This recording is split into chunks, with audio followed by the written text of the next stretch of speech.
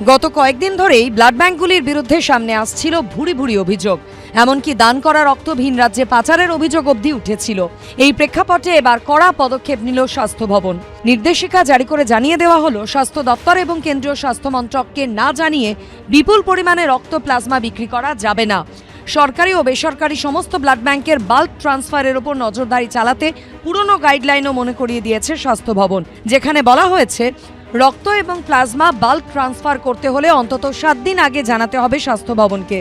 রাজ্যের ভিতরে এক জায়গা থেকে অন্য জায়গায় বাল্ক ট্রান্সফারের ক্ষেত্রে জানাতে হবে স্টেট ব্লাড ট্রান্সফিউশন কাউন্সিলকে।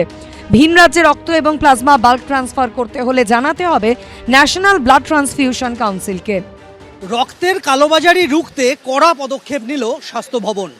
এবার থেকে যে কোনো রকম রক্তের বাল্ক ট্রান্সফার প্লাজমার ক্ষেত্রেও প্রযোজ্য, যদি করতে হয় তাহলে অন্তত 7 দিন আগে স্বাস্থ্য ভবনের অনুমতি নিতে হবে।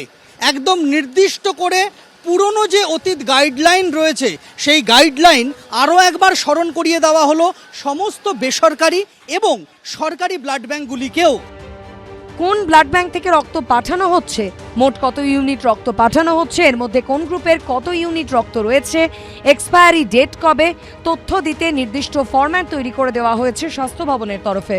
পাশাপাশি যে ব্লাড ব্যাংক থেকে রক্ত পাঠানো হচ্ছে এবং যে ব্লাড ব্যাংক সেই রক্ত কিনছে, দু তরফেরই লাইসেন্স সংক্রান্ত নথি জমা দিতে হবে।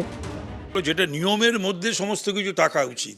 এই তৃণমূল আর যাই হোক 15 বছরের সমস্ত নিয়ম কানুন, দেশের সংবিধান, সমস্ত কিছু আসলে মমতা ব্যানার্জি হয়ে দাঁড়িয়েছিল ওই সংবিধান, ওই আইপিসি, ওই সিআরপিসি, ওই বিএনএস, ওই সমস্ত কিছু।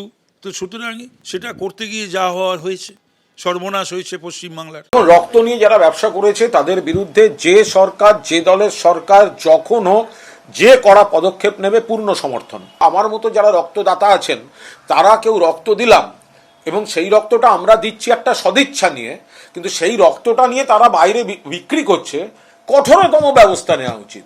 শুধুমাত্র নিষেধ ফিষেধ নয়, এগুলো একদম ক্রিমিনাল অফেন্স।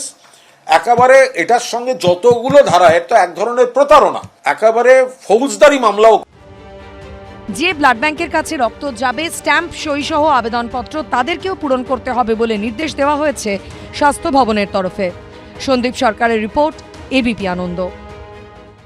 এবিপি আনন্দ, এগিয়ে থাকে, এগিয়ে রাখে।